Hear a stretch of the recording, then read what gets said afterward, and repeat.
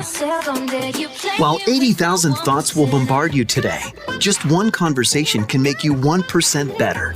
If you walk around with your nose in the air, you're going to end up flat on your face. But if you're content to simply be yourself, you'll become more than yourself. Thanks for hanging with us today as we discuss what erodes and cultivates growth, making us 1% better. Welcome to 1% Better with Marc Lucas and Brandon Mouer. To 1% Better. What a joy it is for us to take this journey with you. And today we get to talk about gratitude. I know you've probably, like most of us, heard a lot about gratitude, and yet today we're going to talk through why gratitude is so important, how really practically we've integrated gratitude into our lives, and what happens when we don't have gratitude as a part of our natural rhythm in the daily and the weekly and the monthly. We start to see really a breakdown in character structuring, a breakdown in the growth that we have to become 1% better. So today, that's where we're headed. Thanks so much for jumping in on this beautiful ride with us. Brandon, what do you got? Kick things off. Dude, so good. My parents, they were telling my wife and I how they started this thing where, I don't know how they got the idea, but maybe it's just an idea that's everyone knows about it. But clearly I didn't know about it. So they're like, hey, guess what? Everybody but you knows about it. Everyone but me knows about it. Now everybody knows about it. That makes sense, yeah. They told us that they said that they started to, every night before bed, they have this jar, this bowl that they have on both of their nightstands in their room, and they both write one thing. They're not going crazy and trying to find 100 things, 10 things. One thing that they're grateful for. Just one thing. Every night. It has to be different than the last night or the night before that, right? One thing they're grateful for, whether it's great health, money, a roof over our head, a bed that we get to sleep in right now, you, right? Whatever it might be, they wrote down one thing they're grateful for, folded the sticky note up, put it in the jar. And over time, they said the jar's gonna get more and more filled. And then on their next anniversary, they're gonna dump out both their jars and read off what they're grateful for in that whole year-ish, depending on when they started, of what they're grateful for. It's just a practical way to continue keeping them in a mindset of not only positivity, my goodness, we need positivity in 2023 in this world. Amen. But gratitude, mainly gratitude. Yeah. Because you can't be hating something as you're writing. Like if you they're not going to get into like an argument before bed and then be like, I'm grateful for my spouse. It's like, what? You can't. It's almost like you can't say Bubbles super angry. Like they're writing in blood. On what they did. Yeah. So from their spouse. Exactly. Yeah. So it just keeps them in a constant state. And then my mom was like, I tried to dwell on that the next day of what I wrote down. So if she writes down, I'm grateful for my spouse, whatever it is, right? That whole next day when she wakes up, she'll try to pray for my dad. She'll try to think more about my dad. She'll try to, maybe because they're both flight attendants, so if they're in a different part of the world, they're, hey, honey, how are you? Just being more intentional because they're thinking about what they're grateful for. It's hard to be mad at what you're grateful for. It's so true. Yeah. No, I love that. So I love this in so many ways. I don't know exactly the full story, but I'm glad. I don't think a lot of people have done this, to be honest. So how many years have they done this? They just did it for their first year? They just stared. Okay. They've been married almost 30 years, but they just started. Recently started. I think someone told them about it and they love the idea. That's fantastic. And they want to be grateful in life, Man, I love that. So, yeah. Imagine how that would change all of us. Right. If we just did that. I would put, I'm grateful for traffic, just to have my mind so I don't get so pissed off in traffic. You know what I was talking about? I was behind that semi for 20 minutes. Yeah. Being mad about traffic. I don't know if I could ever write that. I would just be lying the whole time I wrote it. Well, you have to write, don't lie. You got to be truthful, but... No, I love that. I do something that's it's not as beautiful as that, but it's a smaller scale. I like what your parents are doing. It's awesome. Every morning when I get up, the very first thing when I come to a place of consciousness, like when I wake up, okay? Like at 10 a.m. Just kidding. It's more like noon. When I get up at noon after watching Netflix till 4 a.m.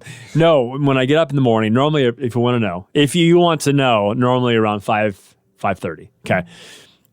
You're not up. No, 5:30. I actually was up at 5 today, but that's okay.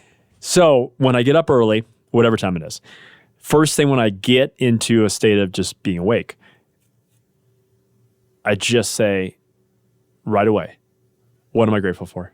Oh, wow. It's the first question that I ask myself. It's a what great question. am I grateful for? Yeah. And then I just sit there, and before I know I have to run to the restroom and go pee or whatever I'm doing, I just make myself have a dialogue with my internal self and then with God to just say, God, thank you for this. And sometimes it's just one thing. Sometimes it's multiple things. But whatever comes to mind, and something always comes to mind, so I can maybe almost guarantee, because I've been doing this for years, that you will find something. If you just start your day, it rhymes with way, but it's not day. If you start your day, with gratitude, the reality is, for me, and I'm just going to speak for myself, but I will venture to say for you as well, you will have a better day. You will have a greater understanding of good relationships, having more of a smile on your face, being in a place where you can be okay where you are in life. It's just really, really, really been good for me. And I know we're going to go to a beautiful passage that I want you to hit in Philippians. Paul writes to this beautiful church in Philippi, and we're going to get there in a minute. But there's something, I don't remember exactly where it is, but I know it's a psalm. David says in a psalm, he says essentially this: when I get up, I go into the Lord's presence with thanksgiving and praise, and I find him there. And what's so incredible about that, Brandon, is, and you guys, is when we get grateful, we get God. As we get grateful, we get closer to God. And it just, why would I not want to start my day off the very first moment that I'm awake, finding gratitude, because I want to find God in that moment. Yeah. And I want to find God throughout the rest of my day, but why not start first waking breath and moments of my day, getting grateful, you get God. Yeah, that was so good. I like that you said finding things when you wake up. And like my parents, they can't write the same thing every night. Yeah. And I almost feel like with that, or when you wake up and you say what I'm grateful for, I feel like it's not hard to not repeat what you've already said. And maybe it's like you forgot, a week ago I said that. But if you're grateful for it, right, you're still grateful for it. However, like you said, there's so many things to be grateful for. And if you can't think of something, what I like to always think of is be like, well, I'm breathing. I'm grateful that I have life. Like I have breath in my lungs. Because if you don't, then you're not alive. You know, like it's so simple, but it's so true. Like if you can't think of a single thing, maybe just be like, a deep breath. And I'm grateful for that breath. It's so simple, and it's probably stupid to some, but it's like breath. I do it. It's my second nature. I can breathe. I breathe all the time. Yeah, but I'm grateful that I have breath in my lungs, because it allows me to make money, worship Jesus, have relationship, get married, go to school, right? It allows you to live life full because you're breathing. But yeah, you mentioned Philippians. Let's go Philippians. So every time we're in the show, we like to bring up a Bible verse, because if you haven't known by now, we love Jesus. We're Christians. Marc and I both have worked in church ministry for many years before, but as maybe you've heard, if you haven't, let's hear it now. You don't have to believe what we believe right now at all. We're just glad you're here listening. So thank you for staying with us, for tuning in even to this show of 1% Better. But we want to go to the Bible real quick and go to Philippians. As I was going to call you Paul. You're not Paul. As Marc said, Paul, a disciple of Jesus back in over 2,000 years ago, wrote this book of Philippians to Philippi church there, and summarizing the verse, he basically says, I have learned to be content in all and any circumstances. I've learned how to be with much, and I've learned how to live with nothing. And he said, I have learned the secret of living. And what we believe and what Paul was saying to the church was the secret of living life to the fullest, of learning how to be content in all circumstances. Another way of saying content, grateful in all circumstances, is knowing that Jesus is your rock, your unshakable, unchanging, remaining the same rock that you can go to, whether you're sad, you're happy, you're frustrated, you're annoyed, whatever the emotion, because he can A, handle it, and B, he made you. So he wants that communion relationship with you.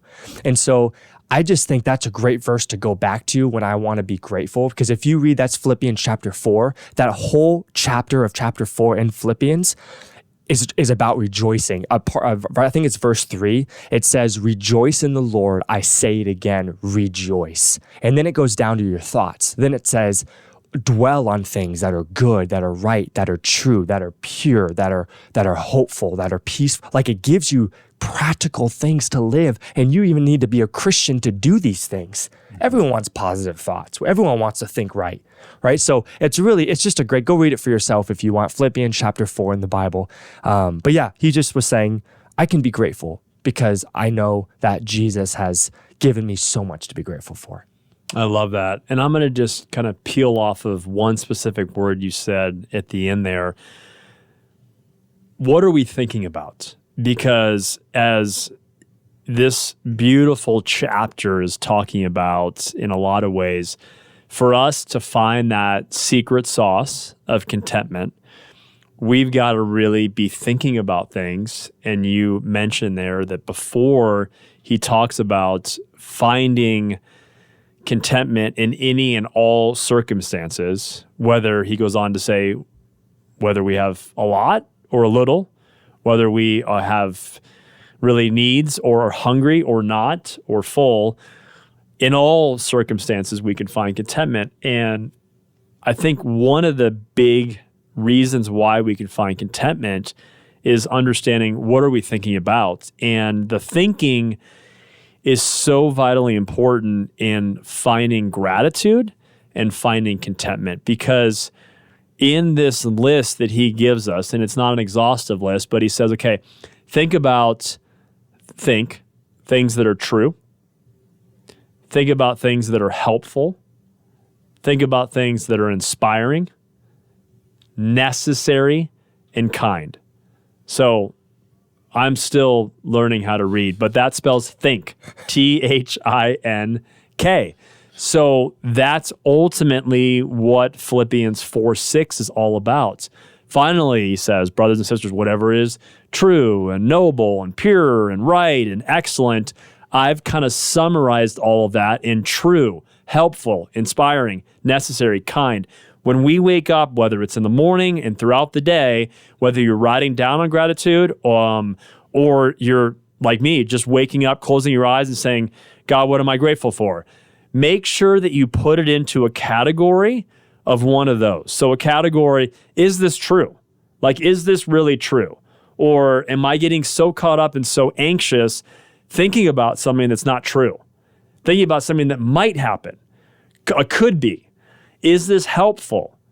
Finding gratitude in things that are helpful for you in your mind, in your heart, in your soul. Is this inspiring to me?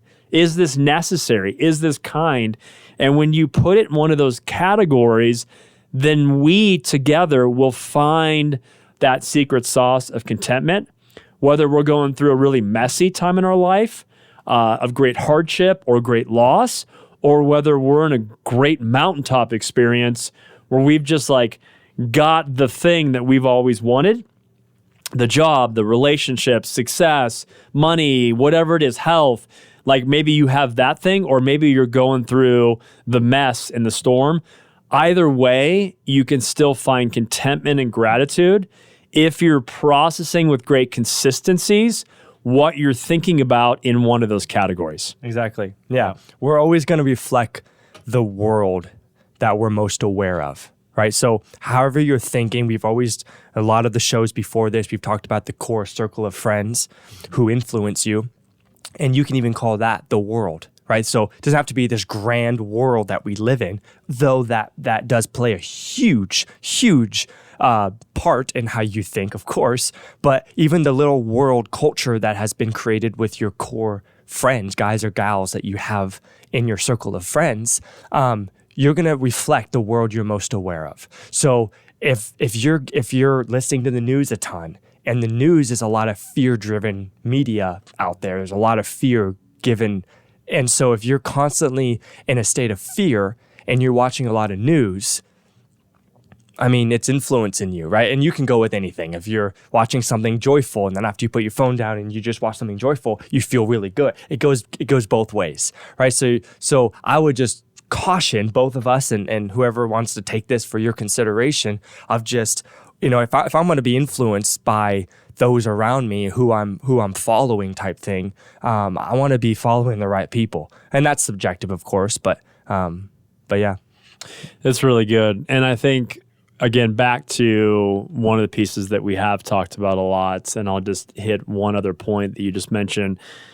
It's so important, and we're going to probably hit it most shows because it's so important in growth to get 1% better.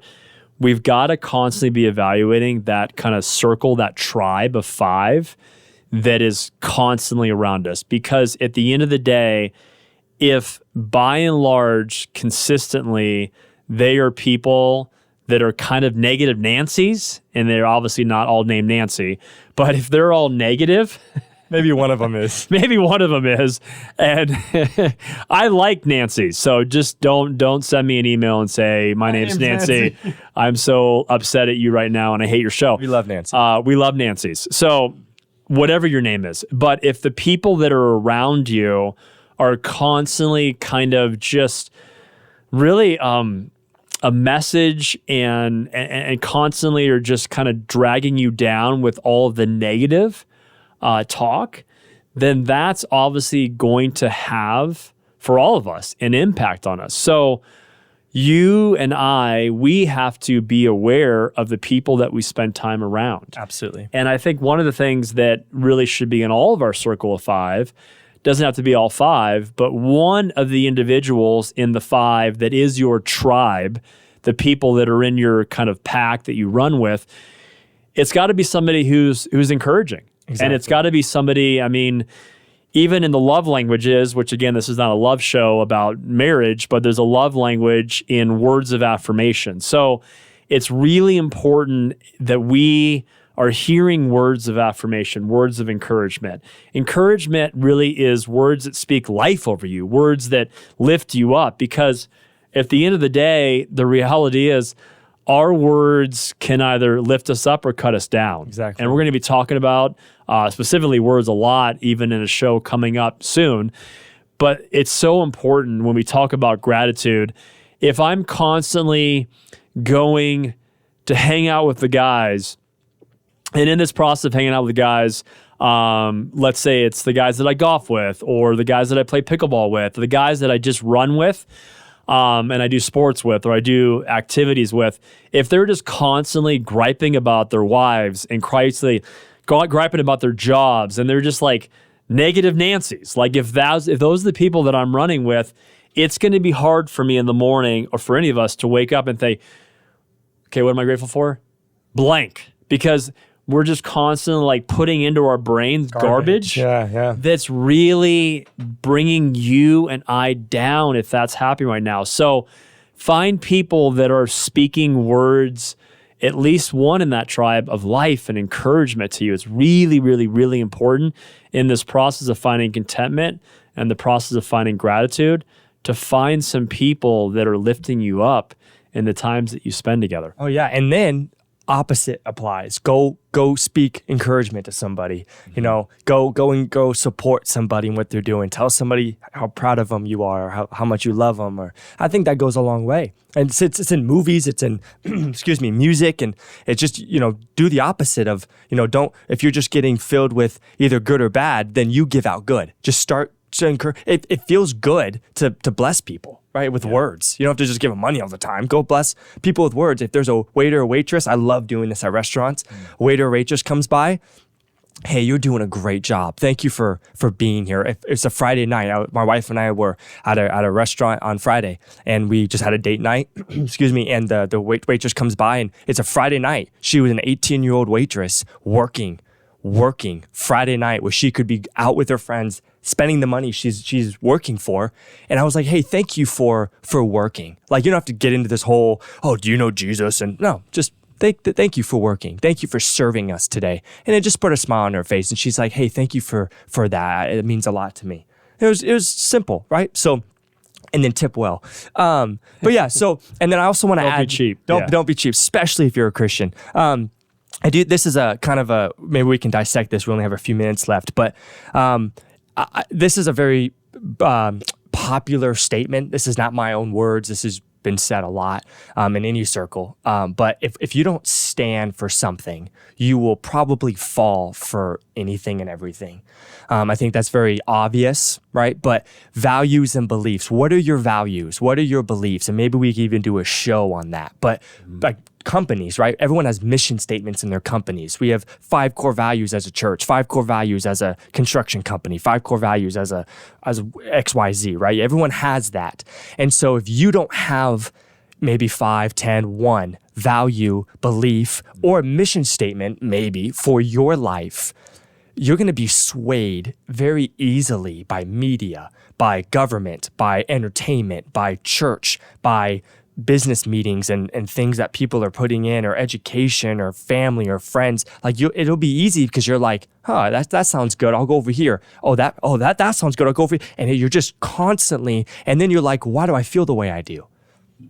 Because you don't have that core that you're like, I'm sticking to this no matter what. So if you say this, and I don't think that's true, and now we're getting on to like, oh, well, that's subjective. But I'm saying like the truth of the truth. And somebody says X, and you think, well, I believe the truth is Y, and this is why. If you have that core value, you're not going to be just, all right, X is true. It's like, no, Y is still true. Just because everyone believes it doesn't make it true. If it's still going to be a lie. Yeah. Right? Lies are lies, even if everyone believes it. Yeah. No, I think that's really, really good. And I think we probably maybe even end our time in this conversation, because I think at the end of the day, for us to get 1% better, and we're talking about obviously gratitude today, we're talking about finding a place of contentment and what that looks like. Gratitude is an important step for that. What we think about is really important for that. The friends that we have around us is really important in that. And then in addition to that, what are we, or are we anchored to anything? And because if you're not anchored to something, then you probably are just being tossed to and fro by the things of the culture and the things of kind of what's happening in your relationships, what's happening at work. And if everything's good at work, then I'm good. If everything's good in my relationships, then I'm good. If I have enough money, the money that I want in my checking account, then I'm good. All of those things, again, some of those we have control over, some of those we don't. Mm-hmm. And yet, ask yourself, what things could you be anchored to that are immovable? What things could you be anchored to that are solid foundations that we can be anchored to? And I think one of the words that gets used a lot, even if you're not running in the circles of Christianity or running in the circles of people that have a personal relationship with Jesus and call ourselves Christians, which we both do, hope. Hope really is this word that at the end of the day, hope is a process of us anchoring ourselves to the promises of God. And when we have an anchoring to the promises God's given us, and we are grateful for those, we put our anchoring and our trust in those, then the reality is we find beautiful contentment. So good. We find beautiful happiness and joy in that. And I think that's a great place for us to end, because at the end of the day, find even just 1 or 2 promises of God that you can just do a Google search and just say promises of God. And just begin to, we talked about prayer the last show, just begin to pray over those and see if you experience more gratitude. See if you experience more contentment. I think you will. Thank you so much for tuning in and being a part of this journey of 1% Better. We look forward to talking to you real soon. Take care. You playing with my 1%.